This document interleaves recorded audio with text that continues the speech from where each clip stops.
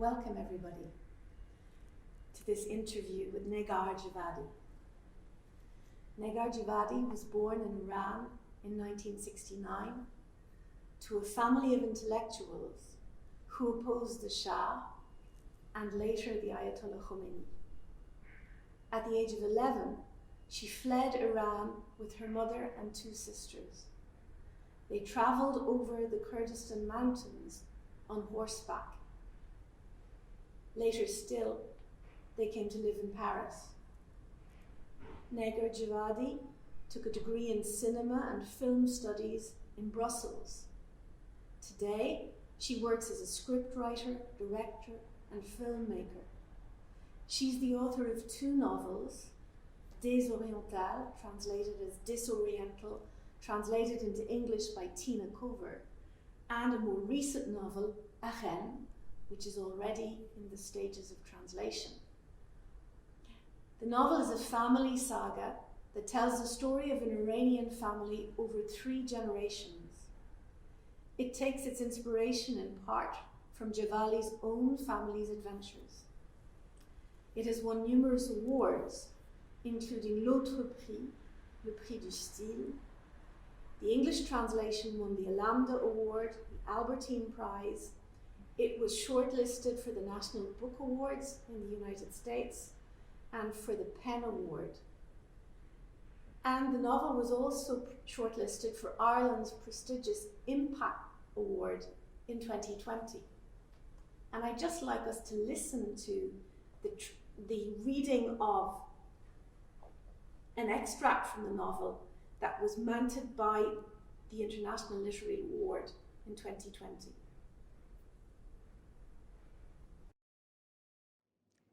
Talking about the present means I have to go deep into the past, to cross borders and scale mountains, and go back to that lake so enormous they call it a sea. I have to let myself be guided by the flow of images and free associations, the natural fits and starts, the hollows and bumps carved into my memories by time. My memory is so crammed with stories and lies and language and illusion and lives marked by exile and death and exile that I don't even really know how to untangle the threads anymore. Some of you might already be aware of me. You might remember the bloody incident that happened in Paris in the 13th arrondissement on March 11th, 1994. It was the lead story in the 8 o'clock news on France 2. All the next day's newspapers were full of it, of articles stuffed with falsehoods and plastered with pictures of us, with black rectangles blocking out our eyes. You might have seen me in one of those pictures.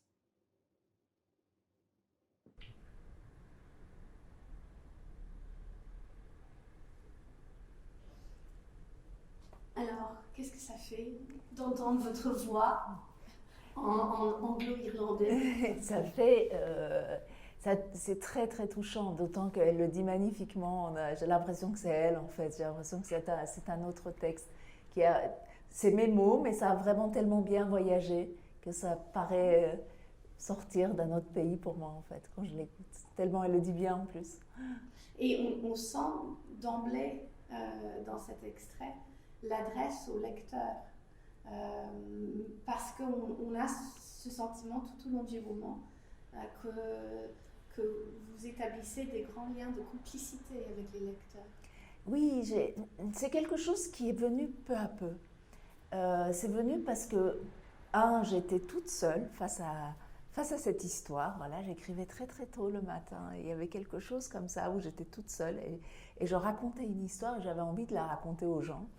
Et puis, j'ai quand même réfléchi dessus et je me suis dit que c'était bien de continuer à faire ça.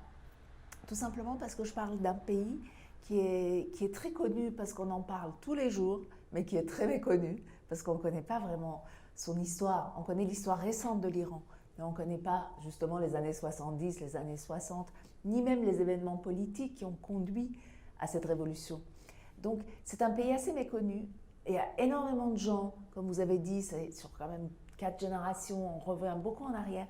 Et je me suis dit, c'est quand même une manière de prendre le lecteur par la main, un peu comme les conteurs, c'est-à-dire d'essayer non seulement de le faire entrer dans une histoire qui est quand même compliquée, mais en plus, c'est pas une histoire où il se passe des choses incroyables.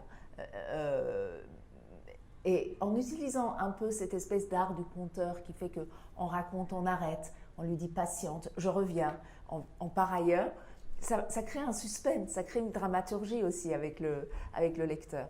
Donc voilà, je l'ai gardé et je me suis dit ça marche comme ça. Ce qui m'a frappée, c'est cette inspiration. Je me demandais par exemple si vous vous êtes inspiré des Mille et une nuits et du personnage de Scheherazade en écrivant. Je ne me suis pas inspirée spécialement de Mille et une nuits, même si c'est toujours dans un coin de ma tête, mais de la manière de raconter des contes et de tous ces contes, parce que la culture iranienne est une culture très orale. On raconte énormément d'histoires aux enfants. Et même, il y a des gens qui racontent des histoires dans la rue à l'époque quand j'étais enfant. Donc, je me suis plus inspirée de ça, de cette façon de raconter des histoires et qu'on me racontait, de cette façon parce que les contes littéraires, c'est une chose, mais la façon dont on transporte ça dans la langue et la façon dont on raconte, c'en est une autre. Et moi, je me suis plus inspirée de la façon dont on me racontait les histoires. Très intéressant.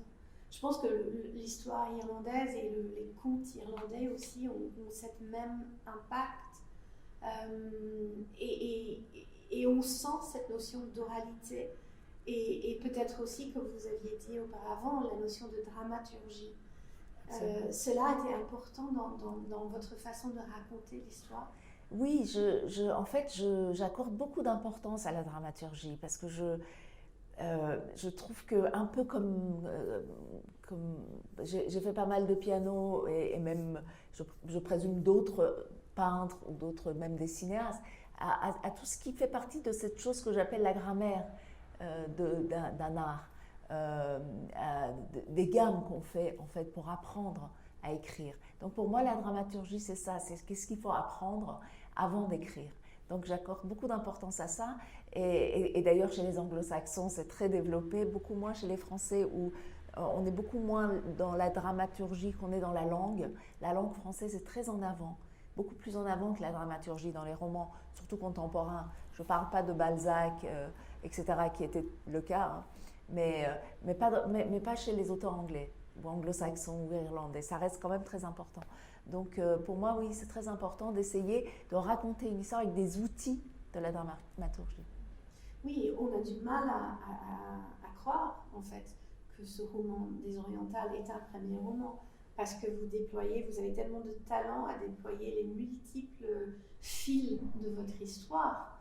Et je me demandais par quel biais vous êtes arrivé au roman. Alors oui, en effet, c'est un premier roman, mais comme j'ai l'habitude de dire, ce n'est pas ma première histoire. Donc j'ai déjà écrit, j'ai écrit des scénarios, je continue à écrire des scénarios. C'est pas du tout la même chose. Il y a beaucoup d'action dans les scénarios, ça avance par action. Mais néanmoins, il y a quand même des techniques, il y a quand même un savoir-faire, il y a quand même quelque chose qui est de l'ordre d'une maîtrise, ce que ça vous donne, et d'une assurance aussi que ça vous donne. Et j'ai écrit des pièces de théâtre aussi. Donc en fait, l'histoire, quand j'ai commencé à faire l'école de cinéma de Bruxelles, il y avait un concours pour être admis. Et on m'a posé d'où tu viens, qu'est-ce que tu as fait, etc. Donc j'ai dit que j'étais née en Iran, que mon père était opposant politique, mes parents les deux, ce que vous avez dit, que j'avais quitté l'Iran.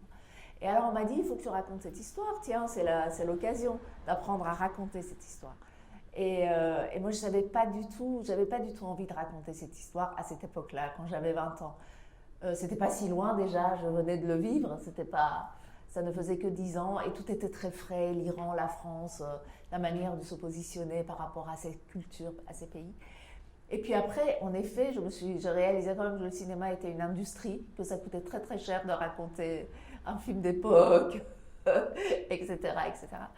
Et tout en parlant avec des gens peu à peu de l'Iran, et la question qu'on me posait très souvent, c'est comment la révolution est arrivée. Et j'étais obligée de remonter en arrière.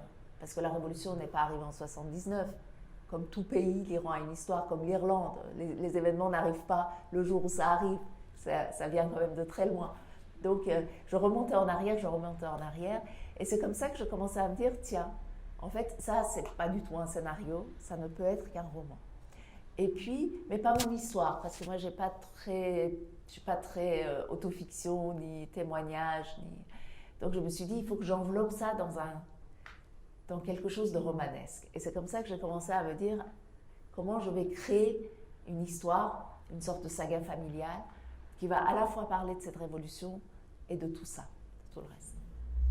Et ce qui est remarquable dans le roman, c'est que vous arrivez à raconter l'histoire des 4 générations de Sadar, mais que vous arrivez en même temps à nous raconter l'histoire d'Iran pendant une période qui couvre un siècle environ. À peu près, oui, absolument.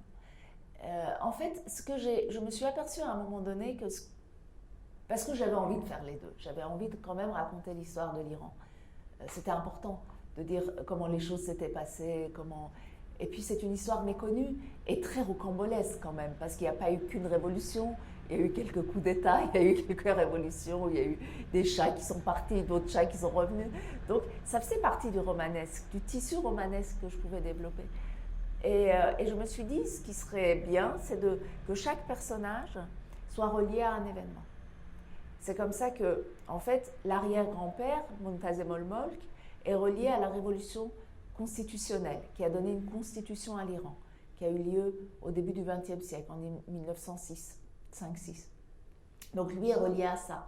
Et le choix qu'il fait de donner sa fille est relié à ces événements qui ont bouleversé l'Iran. Après, la grand-mère vit dans une ville où est parti le coup d'État de 1924, où la famille Qajar a quitté l'Iran et la famille Pahlavi est venue.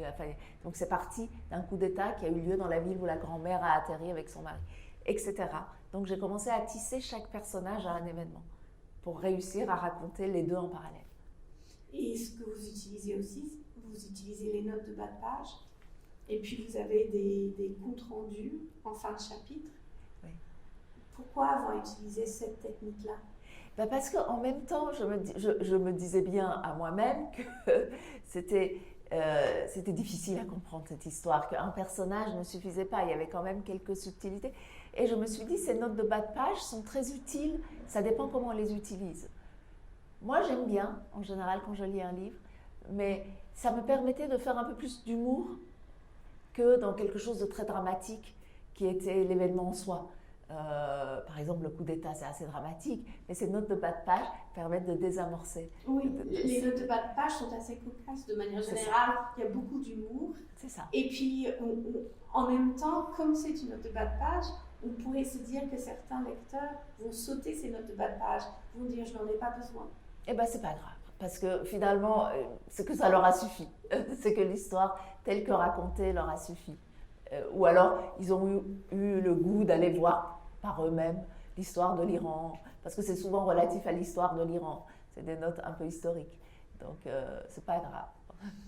Et la citation que vous avez en tête du roman, c'est une citation de la chanteuse PJ Harvey, et ça évoque la notion de home, de chez-soi. Et je me demandais, aujourd'hui, vous avez passé plus de la moitié de votre vie en France. Est-ce que pour vous, l'Iran est toujours home ? Écoutez, j'ai un rapport assez singulier avec ça, parce que, en fait, moi j'ai perdu l'Iran en même temps que mon enfance. Donc il y a un lien entre les deux. Il se trouve que j'avais cet âge-là. J'aurais eu 14, 15, 16 ans, j'aurais pas dit ça. J'aurais été plus petite, j'aurais passé une partie de mon enfance en France, j'aurais pas dit ça non plus. Mais pour moi, l'Iran correspond vraiment à l'enfance. Donc, c'est home parce que l'enfance, en fait, ça reste un peu home. C'est-à-dire cette partie de la vie que je trouve assez extraordinaire, qui est l'enfance, que je trouve quelque chose d'assez fabuleux. Après, je trouve que le reste de la vie ne ressemble pas à l'enfance. Peut-être parce que j'ai une enfance qui était assez agitée, colorée et assez aimante aussi. Hein. Il y a des gens qui vivent des enfances abominables et qui ne diraient pas du tout ce que je dis. Mais voilà, donc c'est l'enfance, donc c'est un peu home. Mais pas dans le sens où là, maintenant, aujourd'hui, j'irai là-bas. Non, maintenant, je cherche le home Je cherche une place. C'est d'ailleurs la citation de PJ Harvey dit ça. Un endroit qu'on appellera home. Donc, quel est-il? Je ne sais pas trop. En fait. Oui, c'est un peu le paradis doublement perdu, le paradis de l'enfance et le paradis de l'Iran de cette époque-là. C'est un peu ça, en effet, exactement. C'est quelque chose qui est doublement perdu. Donc, en même temps, du coup, il n'y a pas, j'ai pas envie, et il n'y a pas chez moi la nostalgie, parce que de toute façon, ça aurait été perdu. Comme dit Pessoa, tout se perd, même l'enfance. Donc, voilà. Ici, on est au Centre culturel irlandais, on n'est pas très loin de la rue d'Ulm, où Beckett a travaillé comme lecteur à l'École normale supérieure. Et comme Beckett, vous écrivez en français. Vous n'étiez pas tenté d'écrire en farsi, votre langue maternelle? En fait, contrairement à Beckett, je ne pourrais pas écrire en farsi, je pense. Parce qu'en fait, le persan a sa particularité, a sa littérature. Et moi, j'ai quitté cette langue, j'étais en CM2, et encore, il y avait énormément d'agitation à cette époque. Pendant la Révolution, les écoles étaient fermées. Donc, j'ai un savoir d'écrivain, de littéraire en persan qui s'arrête en CM1, en fait. J'écris encore, hein, j'essaye. En plus, avec les textos, maintenant, on peut écrire dans une autre langue. Et j'ai repris le persan. Mais je n'ai pas cette capacité à écrire en persan comme j'aurais voulu. Il y a plein de vocabulaire qui me manque, en fait. Donc, par exemple, tout ce qui est social, politique, que j'ai appris à l'âge adulte, c'est du français ou de l'anglais beaucoup plus facilement que du persan, en fait. Entendu. Et revenons à ce que vous nous avez dit tout à l'heure. Vous nous avez parlé de « je ne suis pas dans l'autofiction ». L'autofiction qui est vraiment très à la mode en France aujourd'hui et ailleurs. Hein, on le voit aussi dans le monde anglophone. Pourquoi ce refus de l'autofiction? Parce qu'on sent en même temps les parallèles avec votre histoire personnelle Oui. Et le personnage principal de votre roman, Kimia. Oui, en fait, bien sûr, il y a un parallèle avec mon histoire, c'est-à-dire cet appartement, surtout tout ce qui est l'époque de la Révolution, cet appartement où Kimia grandit et ressemble terriblement à l'appartement où j'ai grandi, l'opposition des parents, le rapport entre les parents aussi, c'est-à-dire la mère qui soutient le père et qui elle-même est activiste. Mais bon, ma mère n'est pas arménienne, j'ai pas une sœur qui a pris une balle dans la jambe, enfin il y a beaucoup, j'ai pas deux sœurs, voilà, donc il y a beaucoup de différences aussi. Alors pourquoi? Parce que en fait, j'ai toujours l'impression que l'autofiction, c'est peut-être à tort, hein, je ne dis pas que j'ai raison, j'ai cette impression en lisant, est dramatique. Et je n'ai pas vraiment le goût du drame, en fait. Je n'ai pas le goût d'une écriture dramatique. Je n'ai pas le goût d'aller, de chercher à expliquer des ressentiments ou à réparer quelque chose par l'écriture. Tout ça que j'appelle dramatique, hein, donc c'est dans mon jargon personnel. Et du coup, j'aime pas ça. Moi, j'aime bien quand c'est doux amer, quand il y a de l'humour, quand ça rigole un peu, quand on dédramatise aussi. Donc, c'est pour ça. Oui, je pense qu'en anglais, on parlerait de cette notion de entertainment. Oui. On ne va pas dire jusqu'à la frivolité, mais on a ce gros rire. Parfois, on a aussi des moments dramatiques quand même. Bah oui. Mais on sent que vous faites passer des messages difficiles par le biais de l'humour. Oui, c'est ça. Donc en fait, c'est pour ça que j'aime beaucoup aussi lire des auteurs anglo-saxons, que ce soit américains, irlandais, anglais ou même des auteurs indiens de langue anglaise que j'aime beaucoup lire, parce que je trouve qu'il y a à chaque fois, bien entendu, parce que c'est des histoires sociales beaucoup qu'on a racontées, et même Beckett, vous parliez de Beckett, quel humour quand même oui. Si le contexte est absolument dramatique, la Seconde Guerre mondiale, etc., et les messages qu'il fait passer quand même, mais il y a un humour peut-être absurde, peut-être pas celui d'aujourd'hui, pas aussi entertainment, mais en tout cas, on n'est pas dans le drame. Oui. Oui. Revenons à votre titre, le titre Désoriental. D'abord, est-ce que c'est vous-même qui avez choisi le titre ou est-ce que c'est votre éditeur? Non, c'est moi qui ai choisi le titre, en effet. Et c'est le titre aussi d'un chapitre.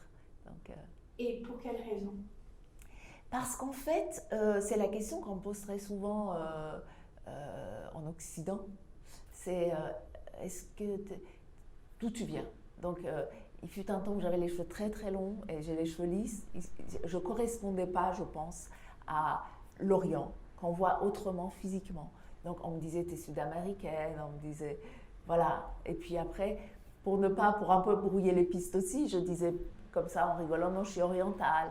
Et après, on me disait, t'es orientale. Et je me disais, au final, plus je grandissais, mais qu'est-ce que ça veut dire être orientale? Parce que dans le fond, qu'est-ce que je fais d'oriental? Je me lève le matin, je bois un café, voilà, je marche dans les rues de Paris ou dans les rues de Bruxelles ou ailleurs. Et qu'est-ce qu'il y a d'oriental? Et par boutade de moi à moi, je disais, en fait, je suis désorientale. Donc, c'est venu comme ça, parce que je trouve que des gens comme moi, et je suis pas... On est des désorientaux ou des désorientales, parce que ça ne veut rien dire d'être oriental quand on vit en France. Et en même temps, on n'est pas français. Donc, on est un peu dans la désorientation de soi. Et voilà, donc c'était un jeu de mots qui correspondait à moi et même à plein de gens que je connais. En fait. Oui, je pense que c'est l'histoire d'Iran, mais c'est aussi l'histoire de la migration, de l'immigration. Totalement. Et puis de l'hybridité qui en résulte. Totalement. Et je trouve que, par exemple, des Irlandais qui ont été aux États-Unis sont aussi désorientés que je le suis en fait. Voilà. Donc, oui, je pense qu'en anglais, on parle donc on parle d'hybridité, bien sûr, mais on parle aussi d'un hyphenated identity, c'est-à-dire avec le trait d'union. Oui, on est à la fois une chose et l'autre. Ouais. Et en même temps, avec l'utilisation de désoriental, avec cette préfixe, oui. on a aussi l'impression que c'est quelque chose de négatif, qu'on se désagrège si on est désoriental. Ah oui, d'accord. Est-ce que, enfin, on comprend que pour s'intégrer, et c'est vraiment une des questions que votre roman pose, pour s'intégrer dans la société, enfin, en l'occurrence dans la société française, mais pour quelqu'un qui vient d'ailleurs, il faut perdre un peu de soi. Oui, je ne le voyais pas comme négatif, mais peut-être en fait, mais peut-être parce que le terme désorienté en soi, il y a ce préfixe, mais inclus dans le mot, qui est désorienté. Donc, pour moi, oui, quand on arrive quelque part, qui qu'on soit, on est plein. Même si on a 11 ans, même si on a 12 ans, on est plein de soi, on est plein d'une histoire, on est plein d'une famille, on est plein de beaucoup de choses, des souvenirs, on est d'une langue, d'une manière de manger, de s'habiller. Et en fait, on est déjà plein. Donc, comment faire pour faire de la place à quelque chose d'autre? C'est là où je dis, il faut perdre. Mais là encore, c'est pas forcément dramatique, parce que on ne perd peut-être pas l'essentiel. On perd peut-être ce qui était perdable, en fait. C'est-à-dire qu'on ne mange pas tous les jours un riz à l'iranienne et qu'on mange autre chose, c'est pas bien grave. Vous voyez ce que je veux dire? On perd ce qui est perdable. On garde la langue, par exemple. Et la langue, ma foi, ça permet beaucoup de choses. De parler à des millions de gens dans une autre langue, de lire, etc. Mais peut-être on perd autre chose. La musique, par exemple, on n'écoute plus, moi j'écoute pas vraiment de la musique iranienne. Mais c'est pas grave. C'est à portée de main quand même. Mais il faut faire de la place. Je compare ça souvent à un disque dur, en fait, d'ordinateur. Voilà, quand on dit la mémoire est saturée, voilà. Donc, maintenant, il faut vider un peu. Donc, il faut se vider un tout petit peu. Entendu. Et pour parler d'un autre écrivain irlandais, James Joyce, qui lui aussi, je pense, écrivait sur ce qu'il avait perdu, ce Dublin lointain. Ce Dublin-là était tellement figé dans la mémoire qu'il n'osait pas rentrer parce que la réalité n'allait plus correspondre à ses souvenirs. Si vous aviez l'occasion, peut-être que vous avez déjà eu l'occasion de retourner en Iran, est-ce que vous le saisissez? Est-ce que vous êtes déjà retourné? Non, je ne peux pas retourner en Iran parce que comme vous l'avez dit, on est parti vraiment clandestinement, donc on est parti avec rien comme bagage et avec rien comme papier. Donc on est parti, vraiment, c'était vraiment une fuite, donc on n'avait pas le droit d'emporter, on n'avait pas, voilà, on n'avait pas de passeport, on n'avait rien, on est parti comme ça. Et comme mes parents étaient des opposants politiques assez farouches à ce régime-là, et que mon père a été très souvent menacé de mort. Il n'a pas été tué par le régime, pas comme le père de Kimia, pas comme l'extrait que vous avez passé, mais il a été très souvent menacé, etc. Donc moi, j'ai aucun papier iranien. Là encore, c'est le paradoxe, vous voyez. Donc je suis iranienne, où on me dit, mais sur papier, je n'ai même pas un extrait d'acte de naissance qui prouve que je suis née en Iran. Donc en fait, je n'ai que des papiers français. Donc voilà. Donc je ne peux pas retourner en Iran. Et la question se pose autrement, c'est-à-dire est-ce que si je pouvais retourner, j'y retournerais? Oui, j'y retournerais, mais pas pour trouver mon enfance ou par nostalgie. J'y retournerais parce que j'ai envie de voir ce pays en fait. Et en plus, c'est un pays qui vit des choses assez incroyables. Et donc j'ai envie de voir ce pays, mais je n'irai pas à la recherche de mon enfance, d'autant que ce qui est assez paradoxal, c'est qu'aujourd'hui, plus de 75% de la population iranienne est née après la Révolution. Donc c'est un pays très très jeune. Et donc, quand on dit ça, c'est formidable, mais ce qui veut dire que le pays a été vidé de au moins 2 générations. Donc moi, je connais quasi personne là-bas, en fait. Donc je dois avoir 2, 3 cousines, mais c'est tout. Soit les gens sont morts, soit ils sont ailleurs. Donc en fait, tout le pays n'est pas le pays où je suis née. Vous voyez ce que je veux dire? Ni le régime politique, ni les gens qui y sont, ni... Voilà, c'est une jeunesse que je connais absolument pas. Les gens qui ont 40 ans aujourd'hui sont nés après la Révolution. Donc moi, je suis partie à ce moment-là, donc du coup... Oui, c'est un autre pays. Totalement.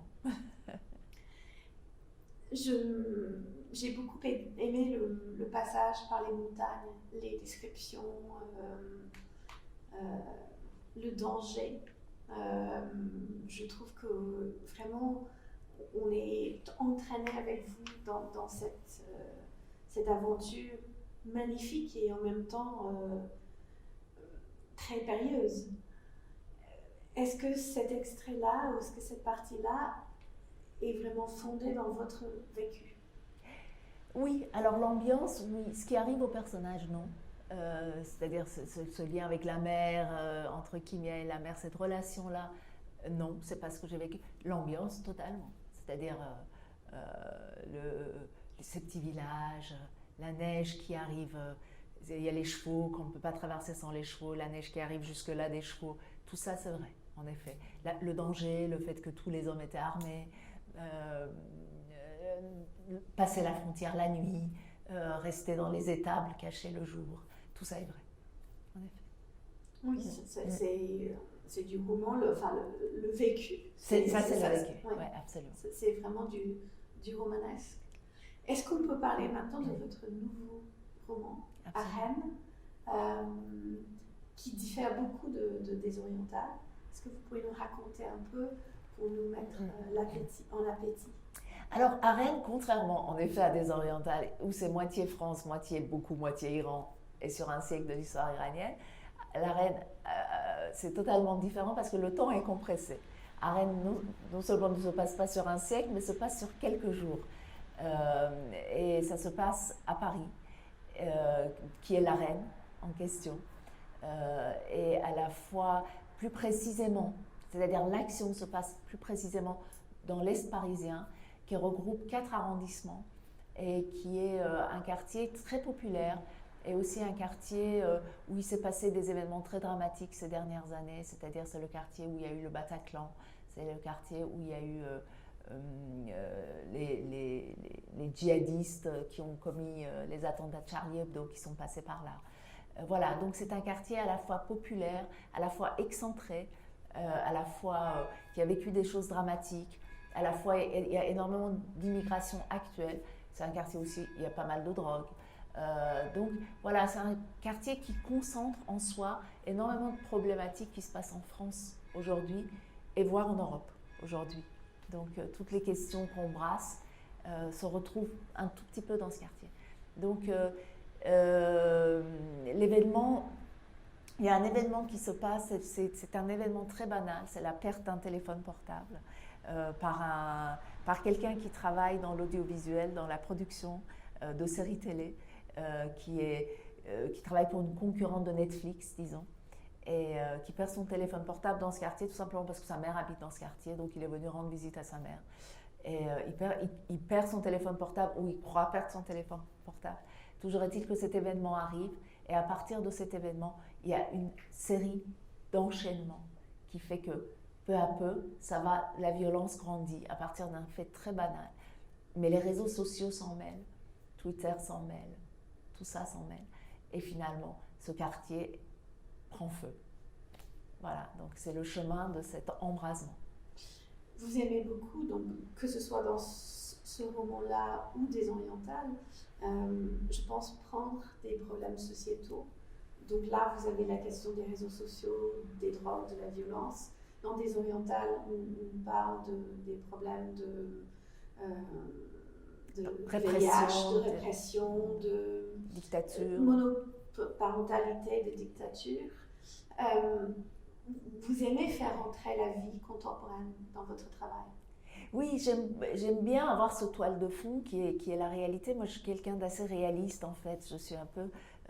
mes lectures, les films que je regarde et tout, je suis pas très fantasy, science-fiction, je suis très dans la réalité et je cherche en fait à travers moi, dans ma démarche personnelle depuis que je lis des livres, et parce que ça corrobore aussi avec ce que j'ai vécu enfant. Donc j'ai vécu la révolution, la guerre Iran-Irak aussi, donc j'essaie de comprendre en fait. C'est pour ça aussi que je lis pas mal d'essais, je lis pas que des romans. Et j'essaie de comprendre comment les choses marchent et pourquoi ça arrivait, et pourquoi on en est là, et quoi faire, et comment en sortir. Voilà, donc ça fait partie, j'allais dire, de ma structure mentale, d'essayer de comprendre parce que en fait ma vie a été, et peut-être beaucoup d'Irlandais seraient d'accord avec moi, la politique est beaucoup rentrée dans ma vie. Voilà, donc c'est à partir de là où j'essaye de raconter des histoires, parce que voilà, c'est comme ça que j'ai été structurée. Pour comprendre l'histoire soi-même, vous racontez des histoires? C'est ça, et je vais chercher, et je vais voir chez les autres comment ça se passe. Par exemple, moi je fais partie de l'immigration française, mais les Chinois, c'est pas comme moi. Et donc j'essaie de voir comment eux vivent ça. Est-ce qu'ils le vivent comme moi ou pas? Par exemple, il y a des problèmes politiques en Iran, bien sûr, mais il y a énormément de problèmes politiques en France. Donc j'essaie de voir comment ça marche ici, qu'est-ce que ça fait sur les gens et comment ça tisse les relations. Parce que je vois bien comment ça tisse les relations entre une mère et sa fille en Iran, entre des familles qui s'éloignent et qui vivent éclatées aux États-Unis, d'autres en Angleterre. Mais comment les autres le vivent? Oui, cette question de la diaspora qui qui fait écho à l'histoire d'Irlande aussi. Exactement, exactement. Et aux auteurs irlandais, et il y a Colum McCann là, qui a sorti un livre où il est allé écrire sur la Palestine et l'Israël. Donc, c'est pas étonnant que ce soit lui, qui est irlandais, qui est allé aux États-Unis et qui parle de ça, de qu'est-ce que c'est chez soi, qu'est-ce que c'est chez soi. Absolument, ouais. Absolument. Et vous parliez là de Netflix ou du concurrent de Netflix. Moi, je verrais très bien des orientales en série ou en film. Est-ce que c'est quelque chose que vous envisagez, ou est-ce qu'on vous a déjà démarché pour en faire un film ou une série? Alors moi, je ne peux pas l'envisager parce qu'en fait, c'est les désirs des producteurs ou des diffuseurs, parce que Netflix est à la fois producteur et diffuseur, il crée. Donc, et il n'y a que des plateformes comme ça qui pourraient avoir les moyens. En France, c'est pas possible, je pense qu'on n'a pas du tout les moyens de créer une série pareille, en fait. Parce que c'est très cher, hein. Tout ce qui touche à l'époque, historique, révolution, voilà, tout ce qui est costume, et comme des orientales, il y a quand même un peu tout ça, ça risque d'être assez cher. Donc il n'y a que les plateformes. Après, non, pas encore. Plein de gens me le disent, mais ils n'ont pas encore fait cette démarche en tout cas. Et une pièce de théâtre, est-ce que ça Pourquoi serait pas? possible? Je pense que c'est plus possible en fait, en effet. Je pense que c'est une meilleure idée peut-être pour des... À moins que des gens aient l'argent pour le faire, hein, mais bon, ça c'est une autre histoire. Mais on ne me l'a pas encore proposé. Mais pourquoi Parce pas? qu'on pourrait très bien voir la narratrice et puis avec le théâtre, on n'a pas besoin vraiment de décor, on a besoin simplement de personnages. Absolument. Et l'extrait que vous venez de faire entendre, ça montre que tout de suite on est dans le théâtre en fait. Il suffit d'une voix et d'un texte et d'une chaise. Et, oui. Et on y est. Et on y est, absolument. Pour terminer, j'aimerais parler de la traduction. Votre traductrice anglophone, Tina, vous m'avez parlé de sa technique qui me paraît intéressante. Est-ce que vous pouvez nous raconter comment elle a traduit votre roman? Déjà, oui. Alors, Tina, déjà, au-delà d'être la traductrice, c'est une magnifique rencontre parce que je crois qu'elle a rencontré le texte avant. Enfin, elle a rencontré le texte après nous, on s'est rencontrés à l'occasion de National Book Award. Et c'est vraiment une rencontre, c'est-à-dire dans les deux sens. Elle avec le texte, moi avec elle. Et elle a fait une traduction absolument incroyable. Et alors sa technique, et cette traduction est tellement incroyable que je lui ai posé la question, et beaucoup de gens lui posent la question à chaque fois qu'on se rencontre, on fait des rencontres ensemble, c'est comment elle a fait pour traduire. Et en fait, elle ouvre un livre à la première page, premier mot, et elle écrit en anglais.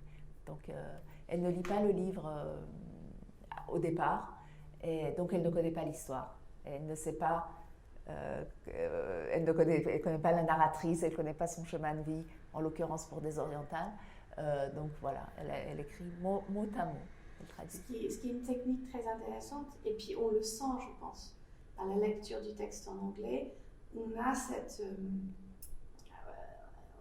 peut-être immersion, et le mot qui me vient à l'esprit, où on avance pas à pas avec la narratrice, comme si elle était également co-créatrice, co-narratrice de votre histoire en anglais.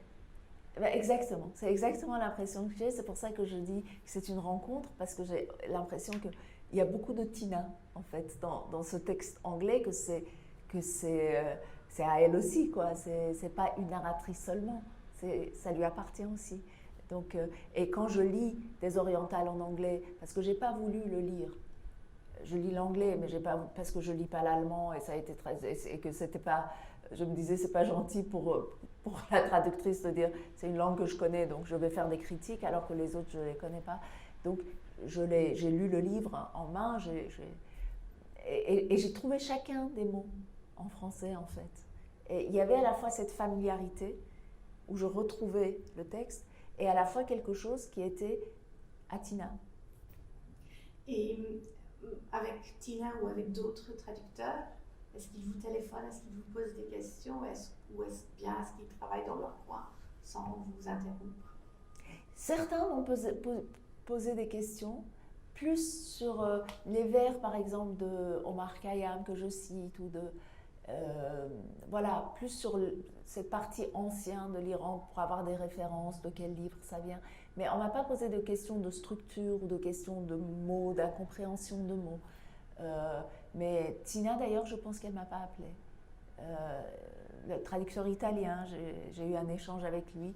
La traductrice espagnole, je l'ai vue parce qu'elle habite Paris et qu'on a bu un café ensemble et que c'était très sympa. Mais pas vraiment, non. On ne m'a pas sollicité plus que ça, non. Et aujourd'hui, des orientales est traduit en combien de langues? Je crois une quinzaine de langues.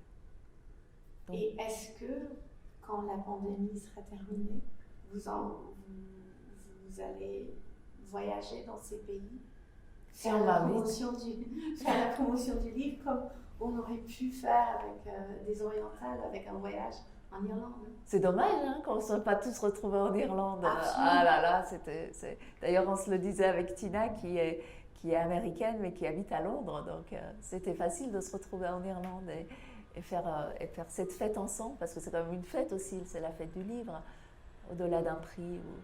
Et écoutez, si on m'invite, oui, j'irai, j'espère que ça s'arrêtera un jour. Très bien. Alors peut-être on pourrait dire l'année prochaine en Irlande. L'année prochaine en Irlande, oui, absolument. Merci beaucoup, Nadja. Merci à vous. Merci beaucoup.